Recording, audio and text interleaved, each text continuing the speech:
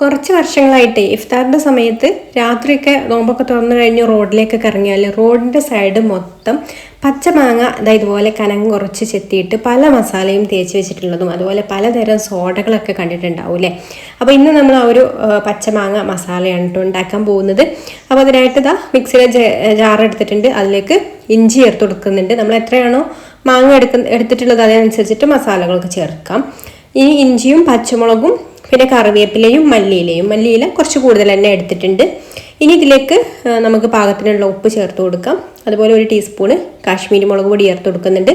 എരിവിനായിട്ട് നമ്മൾ പച്ചമുളക് ചേർത്ത് കൊടുത്തിട്ടുണ്ട് കേട്ടോ. അപ്പോൾ പിന്നെ കാശ്മീരി മുളക് പൊടി ചെറിയൊരു കളർ കിട്ടാൻ വേണ്ടിയിട്ടാണ് ചേർത്ത് കൊടുക്കുന്നത്. അതുപോലെ കുറച്ച് ചാറ്റ് മസാലയും ചേർത്ത് കൊടുത്തിട്ട് ആവശ്യത്തിന് വിനാഗിരിയും കൂടെ ഒഴിച്ചു കൊടുത്തിട്ട് നന്നായിട്ട് ഇതുപോലെ നരച്ചെടുക്കാം. എന്നിട്ട് നമ്മൾ കനം കുറച്ച് ചെത്തി വെച്ചിട്ടുള്ള മാങ്ങയിൽ നന്നായിട്ട് തേച്ച് പിടിപ്പിക്കണം. അപ്പോൾ ഞാൻ ഈ ഒരു മസാല എൻ്റെ രീതിയിലുള്ള ഒരു മസാലയാണ് കേട്ടോ റെഡിയാക്കി എടുക്കുന്നത്.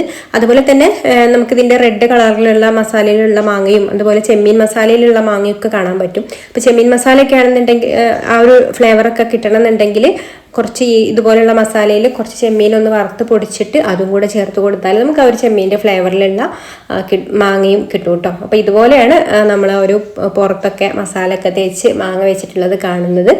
ഇനി നമ്മൾ ഇതിൻ്റെ കൂടെ തന്നെ സോഡയും അവിടെ കിട്ടൂലേ, പലതരത്തിലുള്ള സോഡകളും കിട്ടും. അപ്പോൾ അതിന് പകരമായിട്ട് ഞാനൊരു മൊഹിറ്റോ ആണ് കേട്ടോ റെഡിയാക്കി എടുക്കുന്നത് ഇതിലേക്ക് കഴിക്കാൻ വേണ്ടിയിട്ട്.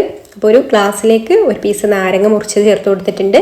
അതുപോലെ കുറച്ച് മിൻറ്റ് ലീവ്സും ചേർത്ത് കൊടുത്തിട്ട് ഒന്ന് കുത്തി കൊടുക്കാം. നന്നായിട്ട് ഒന്ന് കുത്തി കൊടുത്തതിന് ശേഷം നമുക്കിതിലേക്ക് സ്പ്രൈറ്റ് ഒഴിച്ചു കൊടുത്താൽ നമ്മുടെ മൊഹിറ്റോയും റെഡിയായി. ഇത് രണ്ടും കൂടെ അടിപൊളി ഒരു ടേസ്റ്റ് തന്നെയാണ് കേട്ടോ. അപ്പോൾ നോമ്പൊക്കെ തുറന്ന് കഴിഞ്ഞാൽ നമുക്ക് ഇതുപോലെയുള്ള സാധനങ്ങളൊക്കെ കഴിക്കാനൊരു കൊതിയാവൂലേ. അപ്പോൾ പുറത്തൊക്കെ ഇറങ്ങി കഴിക്കുന്നതിനേക്കാൾ നല്ലത് വീട്ടിൽ തന്നെ ഇതുപോലെ റെഡിയാക്കി എടുക്കാവുന്നതാണ്. പിന്നെ ഈ ഒരു വീഡിയോയിൽ ഗ്ലാസ് വെച്ചിട്ടുള്ള ഒരു കട്ടിംഗ് ബോർഡ് കണ്ടില്ലേ, കട്ടിംഗ് ബോർഡായിട്ടും സെർവിംഗ് ബോർഡായിട്ടൊക്കെ യൂസ് ചെയ്യാൻ പറ്റിയിട്ടുള്ള വുഡൻ്റെ സിംഗിൾ പീസിൽ വരുന്ന ഒരു ബോർഡാണ് കേട്ടോ ഇത്. അപ്പോൾ നിങ്ങൾക്ക് ഇതുപോലുള്ള ബോർഡ് ആവശ്യമുണ്ടെന്നുണ്ടെങ്കിൽ സ്ക്രീനിൽ കാണുന്ന ഈ ഒരു വാട്സപ്പ് നമ്പറിൽ ഒന്ന് മെസ്സേജ് ചെയ്താൽ മതി. അപ്പോൾ വീഡിയോ ഇഷ്ടമായിട്ടുണ്ടെങ്കിൽ ലൈക്ക് ചെയ്യാനും ഷെയർ ചെയ്യാനും ചാനൽ സബ്സ്ക്രൈബ് ചെയ്യാനും ഫേസ്ബുക്കിലാണ് കാണുന്നതെന്നുണ്ടെങ്കിൽ പേജ് ഒന്ന് ഫോളോ ചെയ്ത് സപ്പോർട്ട് ചെയ്യാനും കൂടി മറക്കല്ലേ.